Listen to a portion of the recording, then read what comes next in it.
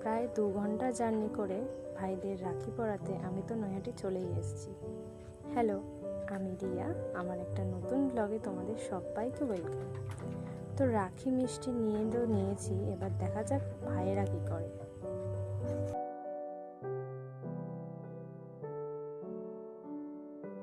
আমার ভাই তো এখনও ঘুমাচ্ছে, প্রায় 11টা বাজতে যায়, তো তখনও ঘুমাচ্ছে, ছুটির দিন ছিল বলে।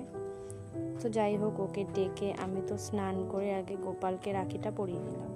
তারপরে ও ভাইরাও স্নান টান করে নিয়েছিল, তারপর একে একে ওদের রাখি পরাবো। 3 জনকেই পরিয়েছিলাম প্রথমে। রূপম ছিল না বাড়িতে, তাই জন্য রূপমকে পরেই পরিয়েছি, সেটার কোনো ভিডিও নেই। তো এই যে সবাই এক এক করে এখানে আছে, তো আস্তে আস্তে আমি ওদের রাখিটা পরিয়ে নিচ্ছি।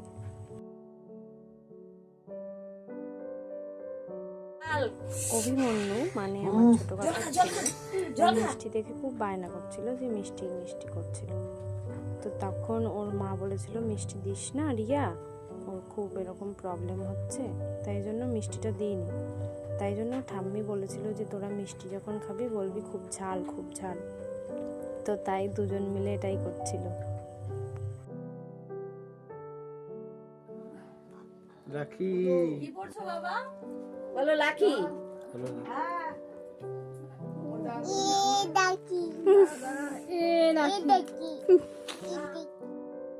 ওর যেহেতু 5 বছর এখনো হয়নি, তাই জন্য ওকে শুধু রাখিটাই পরিয়েছি।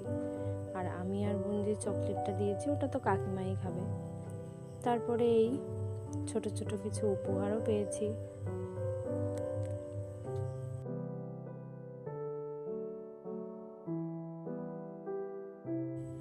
তারপর দুপুরবেলা খাওয়া দাওয়া করে বিকেলের দিকে একটু মামার বাড়িতেও গেছিলাম ঘুরতে।